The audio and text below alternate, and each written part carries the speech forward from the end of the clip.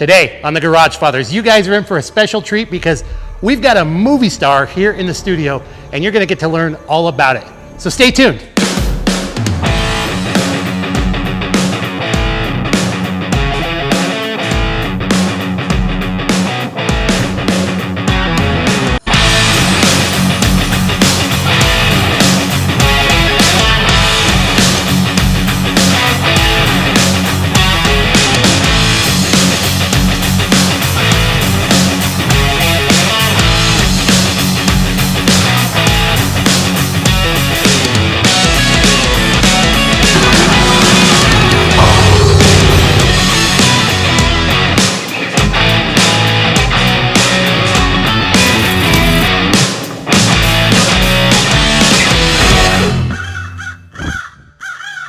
Welcome back to another episode of the Garagefathers. You know, we're in the month of October and things are getting spooky here at Garagefathers Studios.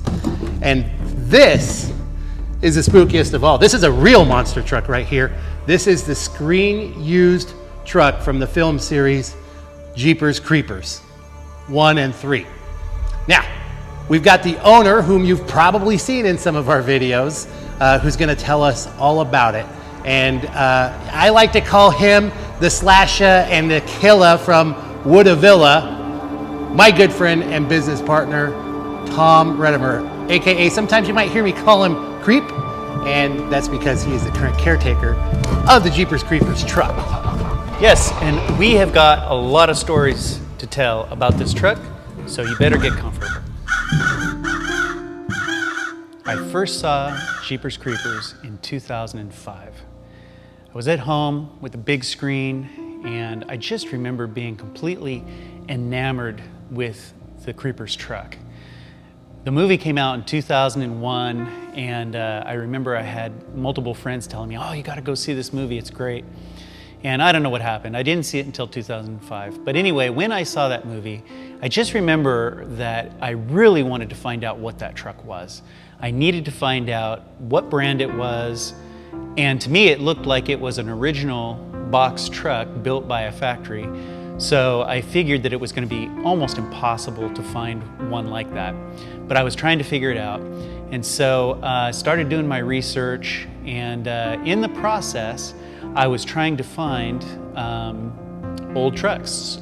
My plan was that I was going to build my own. And if I had to build the box, you know, that was fine.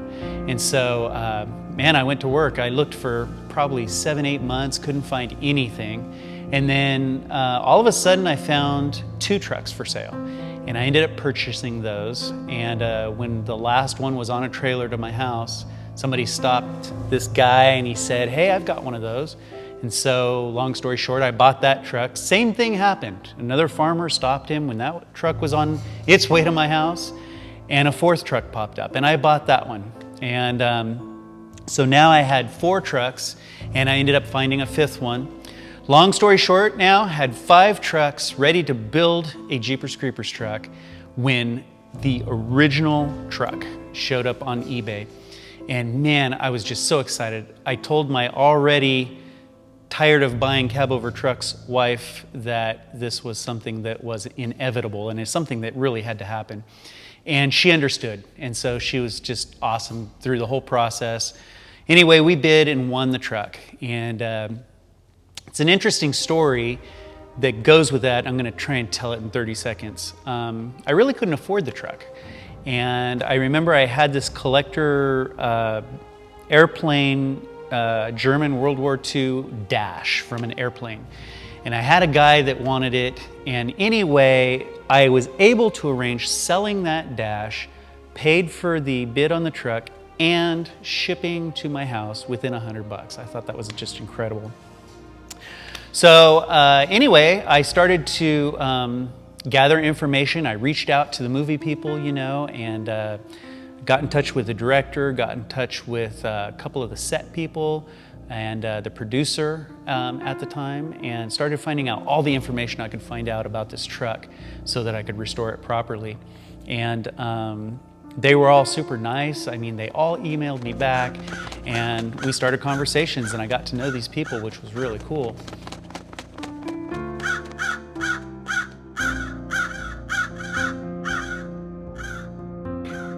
when the movie studio was finished with these trucks after the making of Jeepers 1, they sold them for scrap. And that's just incredibly ridiculous to me. I mean, not to imagine that somebody would actually want these because they're, you know, screen used, amazing trucks. As the story goes, the people who made Jeepers 1 didn't realize that it was going to be so successful, and so they really weren't too worried about saving the trucks. Anyway, they sold them back to a wrecking yard, and the wrecking yard sold 2 of them to someone in Florida, right near where the film was shot, and he had them sitting in his yard as yard art. And so he sold one of the trucks in, let's say, probably 2006, and then I ended up buying this truck in 2008 from him.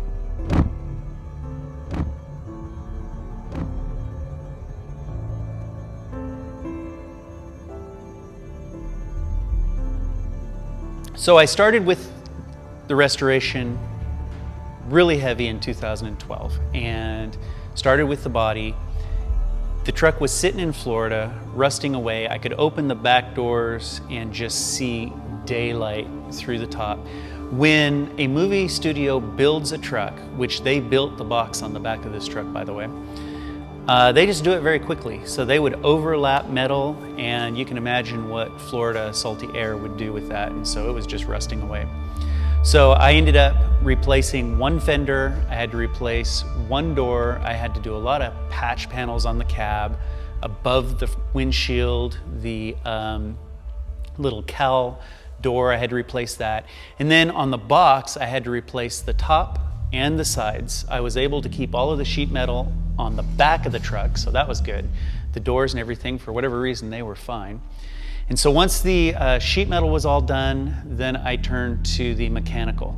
And I fabricated all my own stuff, put the engine where I wanted it, backed it up by an automatic, and just tried to make the truck as much like its personality in the movie was. I wanted that. So I tried to make the truck fast and very user-friendly, you might say. I added power steering to the truck, and I even added disc brakes to the truck. So that was fun.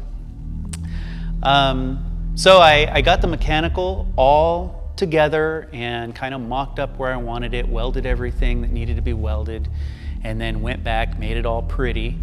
And it's kind of a funny story, so remember that. Everything under the truck was just completely beautiful. And then I had to turn to the paint. And so I did the paint all myself. It's hardened automotive paint. And, you know, people were laughing at me because I was out there with a roller, a paint roller. I had little artist brushes, trying to get all the correct patina. And I didn't restore this truck to look like it had sit in a field. I did a lot of research, and I restored this truck to look like it did in Jeepers Creepers 1. And there's a lot of pictures of this truck in the making of the movie, and you can see how really brilliant the red and the blues and greens were. And so I kind of cheated that a little bit. I tried to make it very vibrant like it was in Jeepers 1, but I also knew that I was going to be showing this truck. I mean, I was restoring it for myself. So I made it to where when somebody went up close to it, you know, it looked pretty good. So I kind of went halfway with that, got rid of some of the red splotches. I wasn't a big fan of that.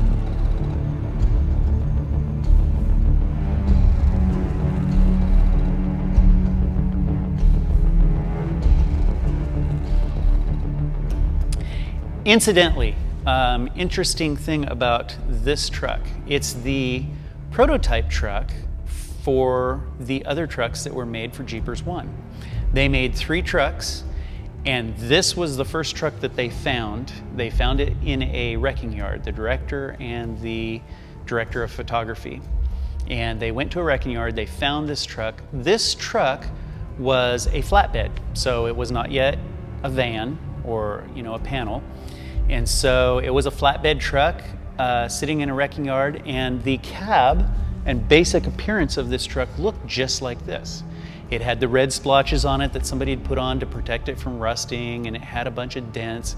And so it's really interesting that this truck is the reason that the other creeper trucks looked the way that they did. They patterned those trucks after this one, so that was pretty cool too.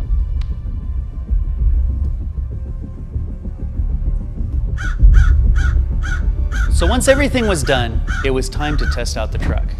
But I didn't get that luxury because I finished this restoration mostly, I will say pretty close, didn't have the floor in the back done, certain things, around 2015, maybe mid 2015. And those people that I reached out to originally to get information about my truck and how I was going to restore it, they contacted me and said, hey, we're going to make a movie. You know, where's the truck? Does it run? I can't remember where you live. And they were all excited. Got about a month. And so I told my wife, you know, you're not going to see me for a while. Sorry, I'm going to be like working on this truck and finishing it up, getting all the last little details done that I want to get done before they take it. And that fell through. And so I had like this 2-week surge of finishing the floor in the back of the truck. And then, you know, probably 6 months later, they called again. Hey, where's the truck? I can't remember. Does it run? Where do you live? Same questions. And again, I told my wife, oh, I got to do this and this and this and this to it. And then it'll be perfect. Then I can send it off to be in a movie, you know? And then that fell through again.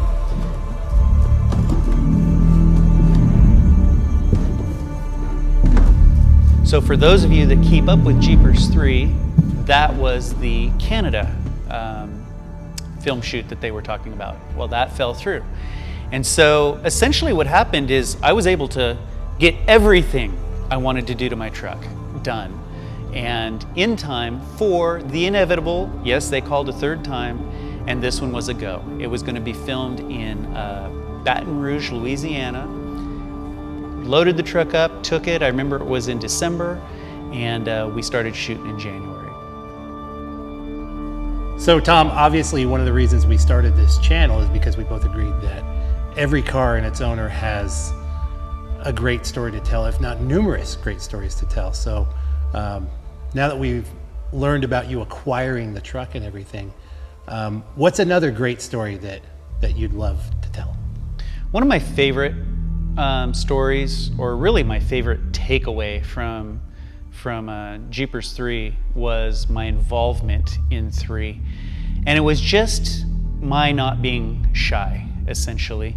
I was in contact with the director during the scripting of the movie, and there's a few things that I actually had in that. One of the reasons that the truck has only one seat is because of me. Originally it was scripted to have the harpoon come out of the console, and of course there's no room for a console in this truck.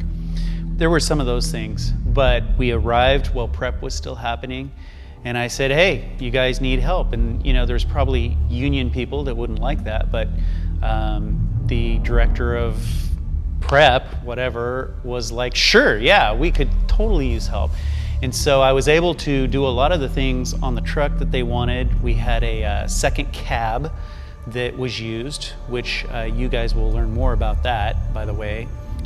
There is a fourth truck now because of Jeepers 3. I remember the floor had this stain on it to look like kind of a walnut stain that I thought looked old. Well, no, that wasn't good enough. So they got out this grinder, you know, this sander, belt sander, and just started belt sanding the floor of the truck. And I was like, okay, you know, that's cool. So I helped finish that. But the most interesting story that I'm going to tell you guys is one night right before the back of this truck was going to be seen, we ended up in the warehouse where the truck was. And so we went over to go see what they had done, and they had, you know, dressed the back of the truck up. Well, I opened up the truck, nobody was there, and to me it was hideous. I mean, it just looked horrible. And I'm not really someone who would normally do this, but I was looking at the back of that truck and I thought, this is the way I'm going to show this truck for like the rest of the time that I have it. You know, I was like, that's horrible. It just looked awful. And by the way, I'm a designer on the side, not a set designer, but a designer. So I couldn't let that happen. So I got in there, and you know what? I did things that I wanted to do. I totally changed the set dressing on the truck. I added some nets, I added some rope, and basically I just made it look good. I made it look like a creeper truck should look. And I'll never forget the next day when we started filming, I was kind of terrified.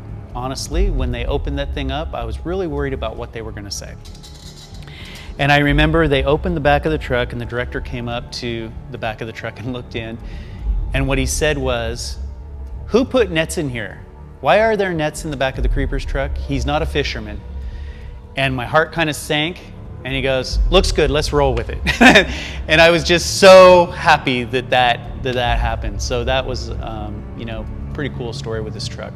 I'll tell you guys one more story that's really awesome. And again, it's because I wasn't shy. I restored this truck. They didn't change a thing on it for the filming of 3. I restored all the license plates for this truck. And what you don't know is that I made about 40 of them for myself. I just did an assembly line, you know, Henry Ford style, and I distressed and painted all these plates.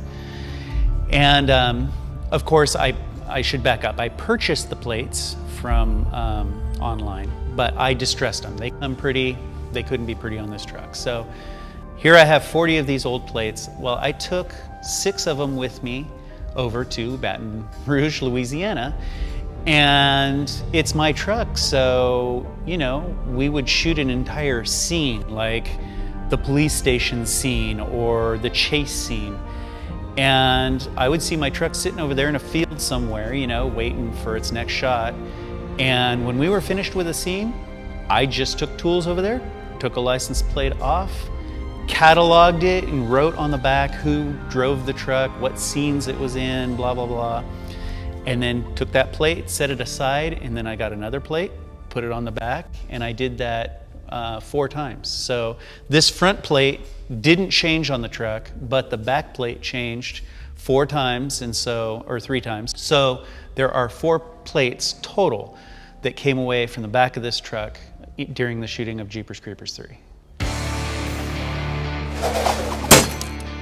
All right, boys and girls, that was fun. Last night we got Tom to tell us all about the history of the truck and his history with the truck. And this morning we're going to take a deeper dive into the truck. In fact, Tom is going to tell us, he's going to divulge every dirty little secret that the truck has, aren't you, Tom? Some of the secrets.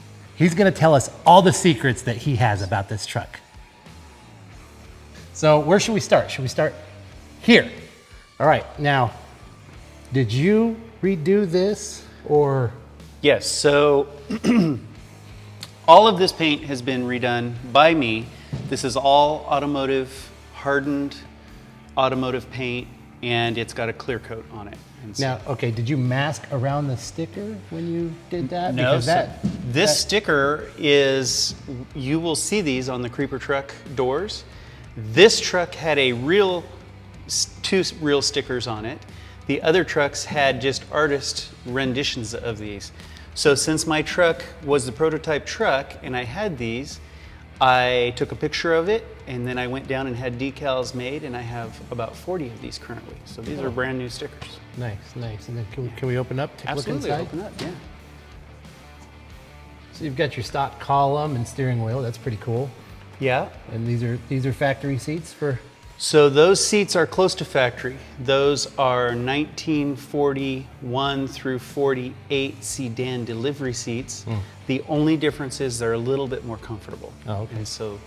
And the most important thing, they were available.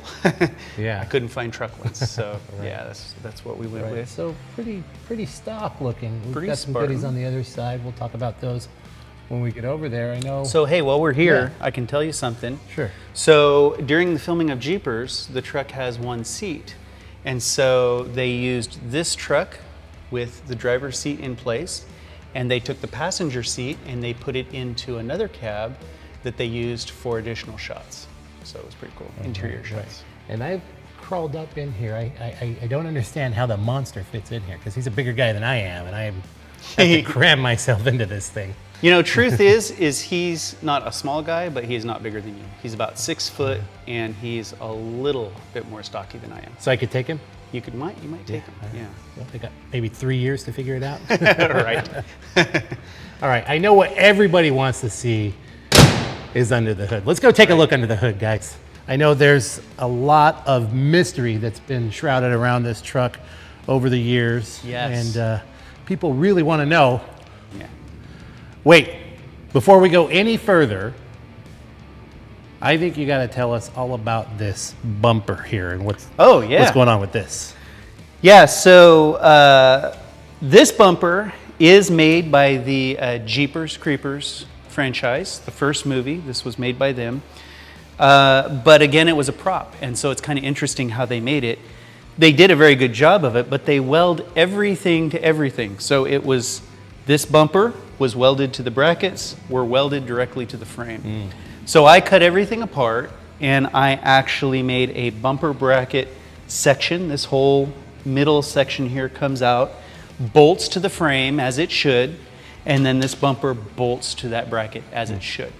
You know, and so whereas it's original, it's been modified and is better than a prop now. So it's really cool. And do you ever ram people with it? Do you do that often? So we did a little photo shoot probably 5 or 6 years ago now, where, and I'm going to tell you guys, I am going to tell you guys a dirty little secret here. Told you. We rammed a car with this, a 91 Honda, and it was really funny because... No, wait, hold on. Were they expecting you to ram them, or was it just... We set it up. You hate Hondas? No, we were doing a shoot, and I looked for a okay. donor car, and I actually had somebody give me the car. Okay. And it ran great and everything, you know. I got it running pretty good, and I was like, man, I hate to ram it, but okay. I had my buddy driving the 91 Honda, and I was driving this. And so we got up to about 30 miles an hour, and we were, of course, separated. And then I just punched it, and I rammed that car. I hit that guy so hard that the radio knob and the cigarette lighter fell off and went under the seat. He got out, and he was like, dude, you hit me hard. Wow. But here's the dirty little secret. The Honda was fine, and since then I put about 30,000 miles on it. And this beautiful bumper flattened out. Oh no. Because of, and I'm not ashamed to say it, my welds. And but since I've become a better welder, it's been welded up, it's been reinforced, and I would feel comfortable hitting another car with it now. And people really want to know what makes this thing so fast. So please show us. You sure you're ready for it? Let's take a look. All right. Hey. Nice, huh? Yes, the motor in this is under the seat. It has been moved back. But on all of these trucks, this is what you got. And so this one has a brand new aluminum radiator, and you know, we've got all our wiring in here, and nice little steering coupler for our power steering. It's tight spaces. But one thing that's really cool about these old cab overs is this whole center section will come out with just 6 bolts. You've got 2 on the fenders that are dedicated to this piece, and then you've got 2 here for the radiator support. So it's really cool. Man, if you want to work on this thing, you just take this chunk out, and it's really super easy. It's missing a tooth here, just like you. Oh no, you put yours back, didn't you? I put mine back. Oh, that's a different right. video, Yeah. fool. Oh. Yes, so this truck was missing 1 tooth originally when it was found in the wrecking yard, and they chose to make the creative choice to remove another, and I think it was a good one. Yeah. That is good. Yeah. Okay. So now let's take a look at the engine. All right, let's do it. All right. So here we have the seats. Our engine has been placed directly under these seats. So this is your hood, basically. This is our hood. Nice. Yes. That's a cool hood. Yeah. What's this hole here? Did you get some crows? Oh yeah, no, okay. Oh, yeah. So that passenger seat was used in the interior set cab during shooting of Jeepers 3, and that is where the spear came out. Now, the receiver for that I have, but it's over here on the driver's seat right now. So when I take the passenger seat out, this truck looks correct. So this is to help assist with a whole lot of murder. A whole lot of murder. Yeah, Yeah, exactly right. And before we lift the hood, looks like we've got a period CB radio here. We do. What's that next to it? So that is a 1941 radio Wow. from one of these trucks. Oh, wow. Yeah, it's a Chevrolet radio. And is this a clock or a tack, or what's this up here? That is a tachometer, and what I did with that is I used the taillight housing from a older car, a 39, I believe, Plymouth, and made a tachometer housing out of it and molded it to the dash. So Very cool, very cool. yeah, so All right. Well, let's show the people what they want to see here. all right, let's lift this thing up. It's a little bit heavy, but I got it. All right, so you guys can see how that rolls back. It just is on hinges from I think an old Pontiac. Trunk hinges is what I chose. And then this is where our motor is. This is where all the action happens. And this is a 383 stroked 350 motor with a moderate cam. Now, where's the supercharger? Because this thing, I've heard this thing, it sounds like it's got a supercharger, Tom. The supercharger is yet to come, but it's going to happen. I am going to put a supercharger on this for just the sound only, even if I don't put any boost on it. For now, we'll just go with supernaturally charged. Supernaturally charged, but it does have a gear drive, and I get a little bit of whine out of that, so that's kind of fun. Yeah. Yeah, and so this motor moves 6,500 pounds along pretty good. It does. In fact, you guys should know that Tom and I have hypothesized that this is probably the fastest vehicle in the entire Garagefather fleet, even faster than the Rodfather Roadster. Yes. One of these days, we're going to find out, and you'll get to see that in another episode. All right, so let's move around. I want to show you the back of the truck, and we'll talk about the rear end too. I'll meet you back there. Okay. Yeah, now this is interesting, these back windows here. Looks like maybe you splattered a little paint on it or something. Was that for the movie? Or So what's going this on? is a really interesting story. We were about an hour away from shooting the chase scene. That was the first scene that they decided to shoot in Jeepers 3. Nice. And here were these perfect tinted windows, you know? And I went up to the director and I said, hey, I need to talk to you about the truck. Not now, Tom, I'm super busy, I can't do it. I'm like, well, it's really important. Do you really need me right now? Yes, I do. Okay, what do you got? I said, we're an hour away from shooting. I've got these beautiful windows that do not match the windows from Jeepers 1. And so his words to me were, go take care of it. Okay, so what I did is I went and I got the set dress guy, the guy who dresses the set before they do filming, and I told him what the problem was. And so our first instinct, or his first instinct, was to get baby powder, mix up a concoction, and put it on. And so what we ended up with was a very filmy, bright white looking window. It didn't look right. And so then what we ended up doing is we got some spray paint, and it was actually spray paint for like faces and stuff. It was weird. It was this weird kind of vinyl-y paint. And we started painting them up. We had white, as you can see, and we had flesh colored. And we started painting them up. And as we did, we were taking some of the powder off, and it started making this pattern. So it's really cool. I mean, it looks almost like an old chipped window until you get right up on it, and then you can tell, you know, it's painted up and stuff. But from a distance, man, it worked out great. Yeah. And the director was very happy, so we were good. Very cool. And then I'm looking at these hinges here. This looks like a leaf spring pack. Is that from You a leaf know, spring pack? so or? that's what I thought too. But these are actual hinges, and I found where they got them, and they don't make this type of hinge anymore, so it's kind of cool. They make them; they're a little different bolt pattern and stuff. But this as well. You can get all of this stuff, these hinges, all brand new. They use them for like catering trucks and. So the studio stuff. used all that stuff. That's how they built it. Yeah, and I mean it looks old, right? It I mean, does. they made perfect choices because this truck looks like it would be a looks factory. factory. And they built the doors from scratch, I'm assuming? They built the doors from scratch. Yeah. Cool. Now, I know most people that see the inside of this truck don't get to live to tell about it. Yes. But Shall we go ahead and show Yeah. our audience Yeah. what's going on in here? Open it up. All right. Yeah, and so so this truck has, and you heard earlier, been set dressed by myself. They had some horrible, it just looked horrible in here. Everything was just hanging mismatched. I mean, I don't know how to explain it, but it just was not, it wasn't pretty. And so my wife and I stumbled upon the back of this truck right before the inside of it was going to be seen, and I took it upon myself to change it.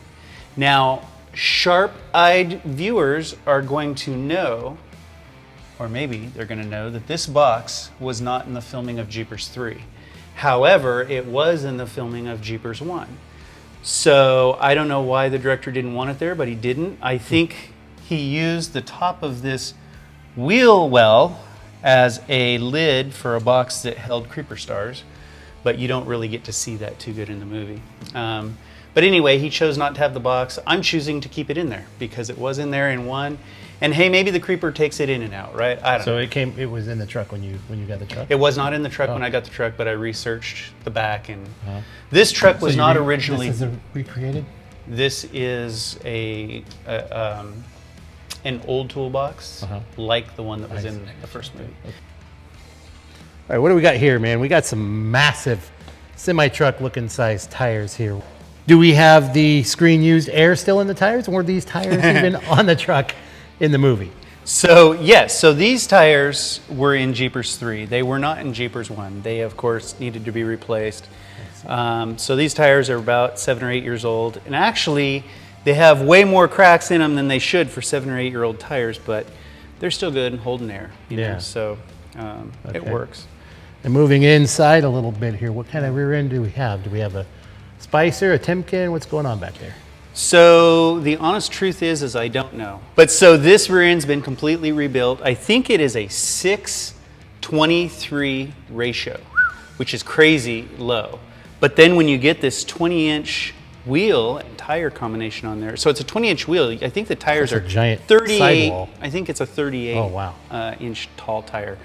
And so it becomes like a 411. And how perfect is that? In overdrive, this truck ends up being at about 2,500 RPMs at 65 miles an hour. Overdrive. So moving north here, we've got a 700 R4? Yep, 700 R4, professionally rebuilt by somebody who does the race cars. Oh, okay. I don't know how professionally or how high up the race cars are, but he's known in the Bakersfield area, and I got a guarantee on this transmission for this, power plant and weight. Doesn't count old age, but if I break it, he's going to fix it. So that's a pretty good guarantee. And then underneath the engine there, or I guess it would be in front of the engine there. Yeah. What have we got? We got the stock I-beam axle? Yep, stock, I-beam, straight axle. Now you mentioned in last night's video, Tom, that you've got some disc brakes on this thing, right?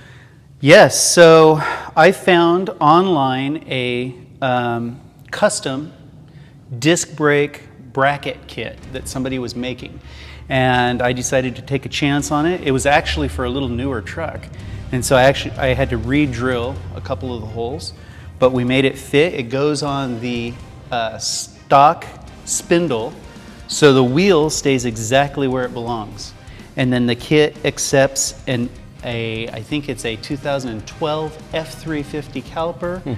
And then you can adapt I think it's like a 2005 or 2010 International Harvester rotor. So it's a really cool, it's really cool to have disc brakes on this thing. Right. People freak out when they find out. You can't even tell. These were on there in Jeepers 3, and you can't tell. It just looks like an old truck. Right. So Yeah, it's very pretty cool. Very stock appearing. Okay, awesome. Well, have we covered pretty much all the bases of the truck? I think we have. Man. Anything we've left out? No, I think we're good. See, I told you guys I'd get him to divulge every dirty little secret about the truck here. Yeah, we did. Yeah, exactly. I'm proud of you. Well, thank you. Proud of you, yeah. So, hey, looks like we've made our entire lap now, so you know what that means, right? Yeah, time to drive. It's about that time. But listen, so here's what we're gonna do. Driving video is going to be separate. Yeah, this one's getting a little long in This the is tooth, pretty huh? comprehensive. Yeah. And we also want to do a really long driving video for you guys. So watch for that driving video. It'll be coming up next. It's going to be lengthy and it's going to be exciting. And then I know a lot of you guys, probably most of you, are not watching in sequence. But then after that, right before Halloween, we're going to take this out and we're going to take it around town and get some reactions. Yes. So that's going to be fun too. So even if you're watching out of sequence, check out all those videos because they're going to be really good. Yeah, and you know, this is probably going to be a surprise to Tom as well, but I'm going to go ahead and commit to you guys right now that the Garagefathers are going to do a new video every single Friday and release it for you. That's right, a new Garagefathers video every single Friday, okay? Unless we don't have one or if we forget. So make sure that you're liked and subscribed to our channel so that you don't miss one. And remember, guys, if you want the best service and rates for insurance in the state of California, it's at Garagefathers. Thank you so much for watching. Tom, thanks for being on the show. All right. Yeah, All man. right, Thank you. All right, we'll see you guys next Friday. See ya.